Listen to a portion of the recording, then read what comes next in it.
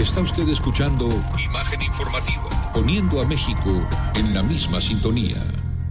Futuro Internacional, con Ana Paula Ordorica.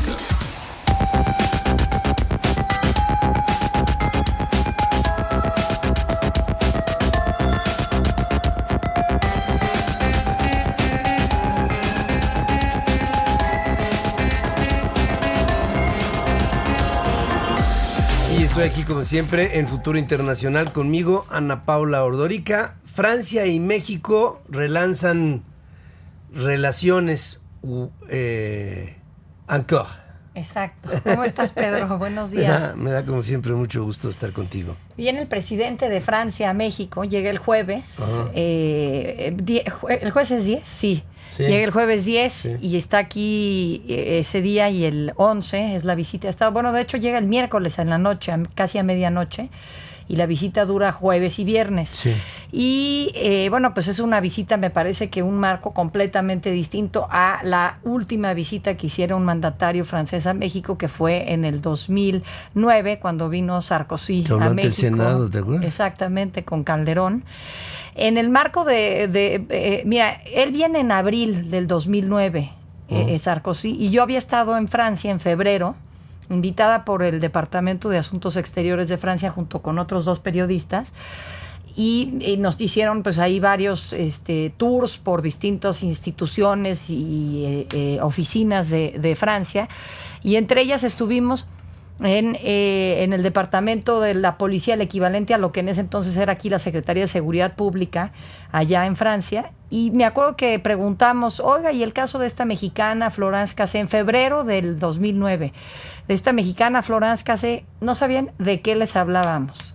Para abril ya era el tema más importante en la relación bilateral, porque en ese ínter, una semana antes de que llegara Sarkozy a México, es cuando se le dicta la sentencia de 60 años de prisión a Florence Cassé, y Sarkozy, con problemas en casa, decide agarrar esta bandera.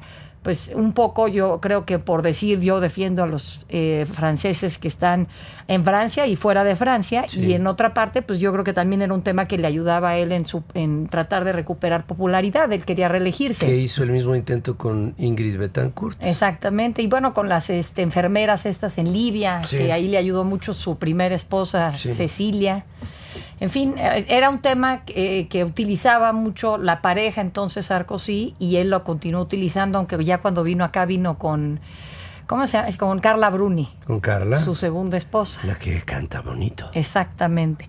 Pero bueno, el tema es, ahora hay una relación que se antoja que sea completamente distinta. Este caso de Florence Cassé fue muy conflictivo, me parece que pues de lo más conflictivo que ha habido en la relación México-Francia. Recordarás que en 2011 todavía se tenía esto del año de México en Francia.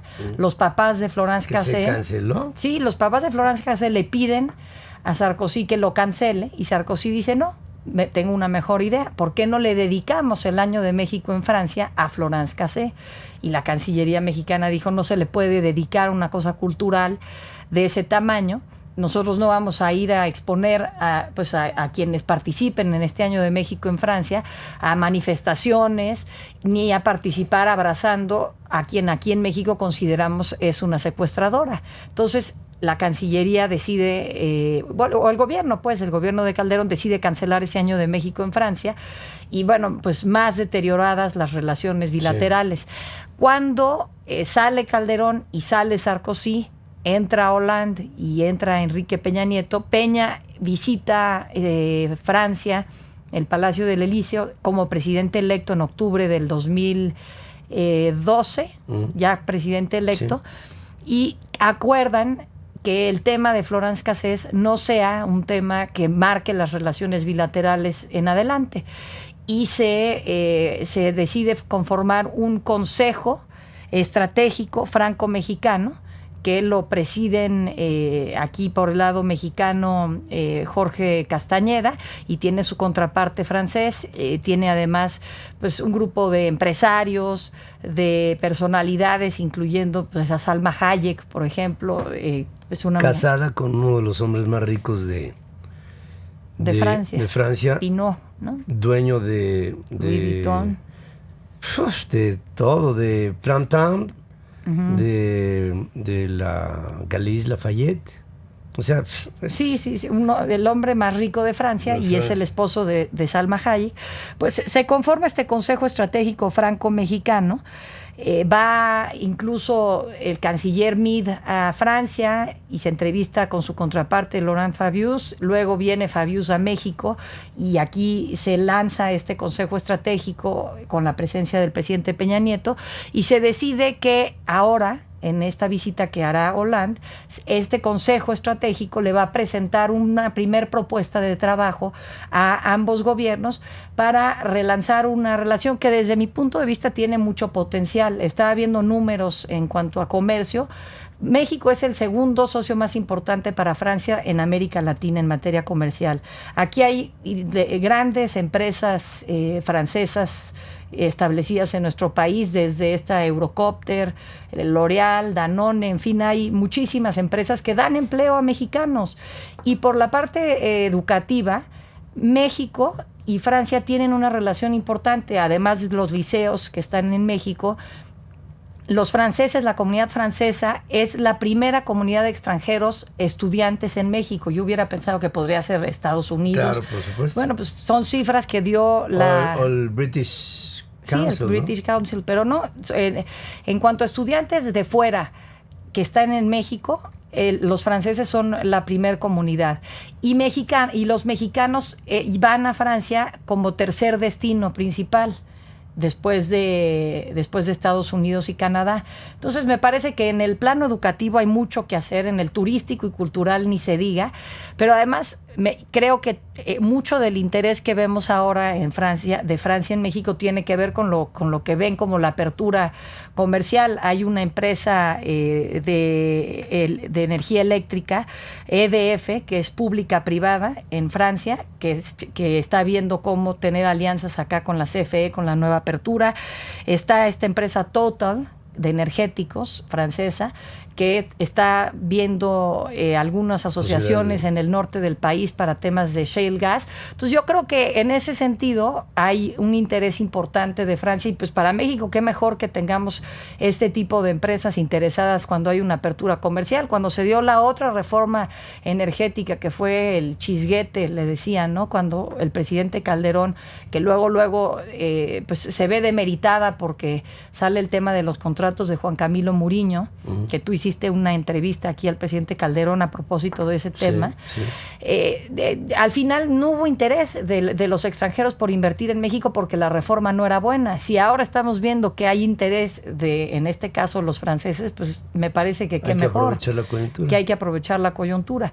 Y bueno, creo que hay un paralelismo en el tema de los problemas internos que tiene Hollande, como en su momento los tenía Sarkozy. Ahora Hollande está pues bastante mal evaluado como gobernante. Los franceses no están contentos con el rumbo y con quién eligieron. Al cambiar, pues tenían a un gobierno de derecha con Sarkozy y cambian al socialista François Hollande. Estaba viendo una encuesta que sacó Mitofsky, evaluación de los presidentes de América Latina y el mundo. Hollande es el segundo peor evaluado de los mandatarios del mundo, 19% de aprobación. ¿Se imagina? Nada, solo le gana Rajoy de España. Sí, con 18%, que tampoco es mucho, y no lleva tanto en el poder, y bueno, no están contentos pues con los cambios que ha hecho en materia de salarios, en horarios de trabajo. El tema fiscal. El tema fiscal, bueno, Gerard Depardieu decidió mejor hacerse ruso.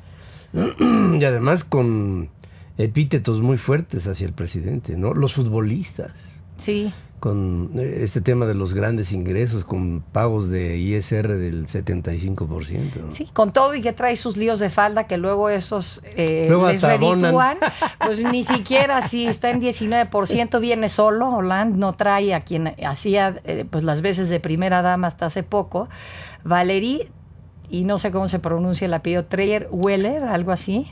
Sí, Trierweiler, sí, hay un franco-alemán, hay un tema. Ella, bueno, era primero estuvo con Ségolène Royal, que fue candidata a la presidencia, 30 años. Sí. Su madre de sus 4 hijos, a quien acaba de invitar de nuevo al Elíseo, tiene la cartera de Energía y Ecología. acaba de regresar su ex esposa, a quien dejó cuando se descubrió que tenía ya varios años con Valérie. Y a Valérie pues la acaba de dejar porque se descubrió que tenía una relación con una actriz, Julie Gaillard. Ajá. Pues con ella. Entonces, mejor viene solo. Sí, mejor viene solo para que no haya ningún problema para que no haya más de problemas. carácter diplomático. Tradicionalmente la liga entre México y Francia ha sido. Sí. Ha sido, y no de hoy, ha sido toda la vida. Aquí se omitía decir que esta visita es en parte para conmemorar los 50 años de la histórica visita que hiciera en 1964 Charles de Gaulle cuando Adolfo López Mateos era presidente. Que estableció la primera embajada de Francia en México en la posguerra, en el 64, en donde está aquí en Las Lomas. Sí. Recuerdo muy bien porque me lo contaba mi padre, que llegó el primer presidente de la Quinta República, el impresionante Charles de Gaulle. No era héroe en ese momento. Era un héroe de guerra. Era equivalente a un Dwight Eisenhower o a un general MacArthur. Bueno, él estuvo en Palacio Nacional, en uno de los patios, desde el patio habló y es el primer mandatario extranjero que habla desde el patio de Palacio Nacional. Sí, claro que sí. Fue un hombre, un ícono, de la posguerra. Él, Winston Churchill. Sí, Churchill, sin Roosevelt, duda, pero de la primera. De la segunda. Churchill. O sea, no, pero yo estoy pensando en Wilson. No. No, pero Winston Churchill, sí. Dwight Eisenhower, Roosevelt y Charles de Gaulle, sin duda, bueno, junto con otro que a lo mejor no es muy bien visto, pero que finalmente fue un ícono, Stalin, se convirtieron en figuras vivas de lo que fue el movimiento más traumático de la humanidad de los últimos 100 años. Y llegó a México y fue impresionante la visita de aquel Charles de Gaulle a México. Cancelaron un timbre postal y ahora van a volver a cancelar un timbre. Pero ahí sí, con una... sí, bueno, no tiene la gran diferencia. Sí, entre Hollande y de Gaulle. ¿Te imaginas? No, bueno, estamos hablando de dos dimensiones totalmente diferentes, pero finalmente son estos tiempos y siempre los tiempos presentes son difíciles de juzgar. El hecho es que ahí está el tema de subyacente en todo. Para mí me queda el tema de Florence Cassé, que a mí en lo particular, y hablo de lo individual, me indigna profundamente. Pero ¿sabes qué, Pedro? Ahí digo, desde mi punto de vista, la lección para México es que cuando no respetamos el Estado de Derecho, tenemos que pagar costos. Y el costo es esa vergüenza. De pensar que una mujer que, si está, ¿cómo es el dicho? Que si se mueve como pato, camina como... Estaba en la casa de unos secuestradores, en fin, si eso sucedió y está libre... Vallarta, ¿no? Sí, y está libre porque no hubo un debido proceso, pues es la vergüenza de no tener un buen Estado de Derecho. Sin duda, tienes toda la razón. Tenemos que pagar el precio. De hecho, lo pagamos. Así es. Gracias, como siempre. Gracias, Pedro, gracias. A ti, al auditorio. Pues ponte algo francesito, ¿no? Pues digo, ya de una vez ya que estamos aunque sea La Vie en Rose o algo así por el estilo. Vamos a hacer un corte, amigos, en la República Mexicana.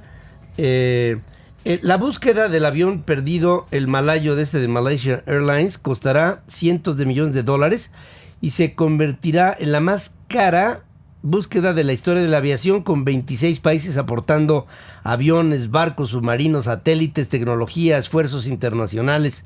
A un mes de iniciadas las labores, estimaciones compiladas por la agencia Reuters muestran que Australia, China, Estados Unidos y Vietnam ya han gastado por lo menos 44 millones de dólares en el despliegue en el Océano Índico y el Mar de China Meridional. El cálculo no incluye todos los activos de defensa que están siendo o han sido utilizados por otros países como Gran Bretaña, Francia, Nueva Zelanda y Corea del Sur, ni otros numerosos costos derivados de aeronaves civiles, alojamiento para cientos de operadores, gastos para análisis de inteligencia en todo el mundo. No es solamente la pérdida como tal, sino todo el esfuerzo alrededor, que es a lo mejor desde el punto de vista cuantificable en economía. O sea, a lo mejor no pinta o no tiene por qué pintar, pero sí dimensiona el enorme esfuerzo que se ha hecho de esto que lleva más de un mes y que no me puedo explicar el cómo hasta el día de hoy no se ha encontrado nada. Pareciera como si estuviera en las arenas de Marte. Son las 10:13, hacemos un corte, regresamos.